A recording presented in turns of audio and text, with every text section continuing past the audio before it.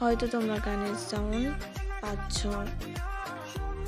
জানো আজকে আমাদের এইখানে সকাল থেকে অনেক বৃষ্টি হচ্ছিল। এখন বৃষ্টিটা একটু কমার পর বসলাম ভয়েস ওভার দিতে। তোমাদের সাথে কথা বলতে বলতে ধূপদানিটা আমার কালার করা হয়ে যায়।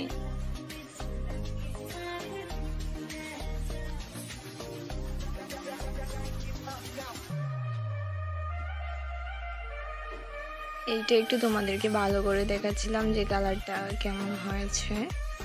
এখন দেখতে পাবে তোমরা একটা ডোরিমন।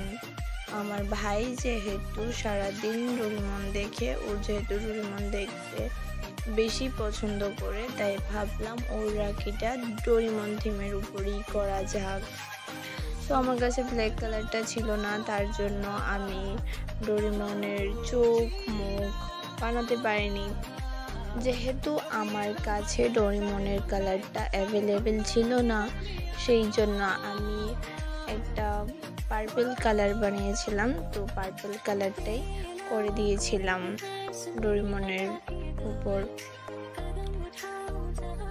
তো তোমরা এখন দেখতে পাবে যে ডোরিমনের নাকটাকে আমি রেড কালার করে দিই এবং গলার লকেটটাকেও আমি রেড কালার করে দিই।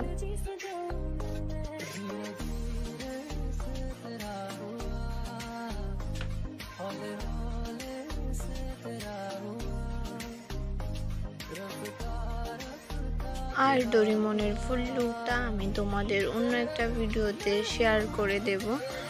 তোমরা যদি দেখতে চাও তাহলে অবশ্যই আমার চ্যানেলটাকে সাবস্ক্রাইব করে রেখো। আর এইটা ছিল আরেকটা রাখি, যেটা আমি বেস কালার না করে ডাইরেক্ট ব্লু কালারটা অ্যাপ্লাই করে দেই। এটা বানিয়েছিলাম আমারই একটা বোনের জন্য।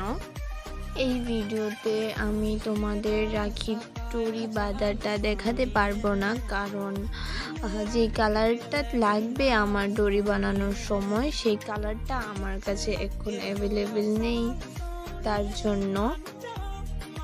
সেই জন্য আমি তোমাদের পরে রাখির ডোরিটা কিভাবে বানাই এইটা আমি শেয়ার করে দেব।